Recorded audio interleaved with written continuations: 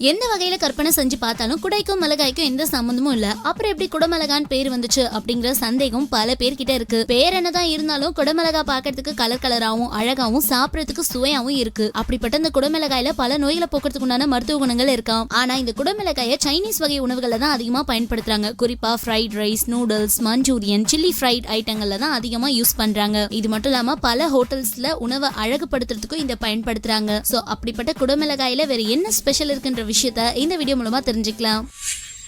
உடல் எடையை குறைக்க விரும்புறவங்க குடமிளகாயை உணவுல சேர்த்து சாப்பிட்டீங்கன்னா நல்ல ரிசல்ட் கிடைக்குமாங்க? எப்படின்னு தானே கேக்குறீங்க. குடமிளகாயில கொழுப்பு சத்து, கொலஸ்ட்ரால், சோடியம் இதெல்லாம் குறைவா தான் இருக்காம். இதனால உடல் எடை சீக்கிரமா குறையும் அப்படின்னு சொல்றாங்க. சொல்ல போனா குடமிளகாய் உடல்ல மெட்டபாலிசத்தை அதிகரிச்சு கேலோரிகளை அதிக அளவுல எரிக்க உதவும். சோ இப்படி கேலோரிகள் அதிகமா கரைஞ்சிச்சுன்னா உடல் எடை ஆட்டோமேட்டிக்கா குறைய ஆரம்பிக்கும்.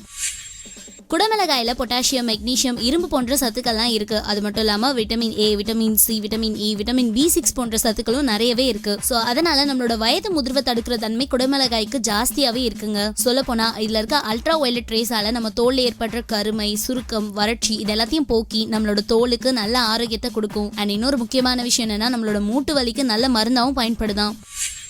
நீரிழிவு நோயில இருந்து விடுபடுறதுக்கு ஒரு நல்ல மருந்தே குடமிளகாய் தாங்க. அதுவும் சர்க்கரை வியாதி இருக்கிறவங்க கூட இதை அடிக்கடி உணவை சேர்த்து சாப்பிட்டு வரலாமா. இதனால உடல்ல சர்க்கரையோட அளவு குறையும் அப்படின்னு சொல்றாங்க.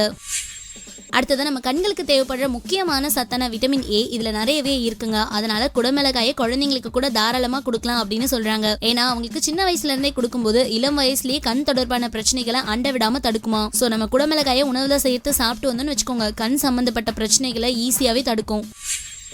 இப்போலாம் எங்க பார்த்தாலும் புற்றுநோயோட தாக்கம் அதிகமா இருக்கிறதுனால உணவுல குடமிளகாயை சேர்த்து சாப்பிட்டு வர சொல்றாங்க. ஏன்னா இது புற்றுநோய் தாக்காம தடுக்குமா. குறிப்பா குடமிளகாயில இருக்க ஒரு வேதிப்பொருள் புற்றுநோய் செல்களோட வளர்ச்சியை தடுக்கும். அது மட்டும் இல்லாம ஆண்களுக்கு வர புரோஸ்டேட் புற்றுநோயை தடுக்கிற ஆற்றலும் இதுல இருக்காம்.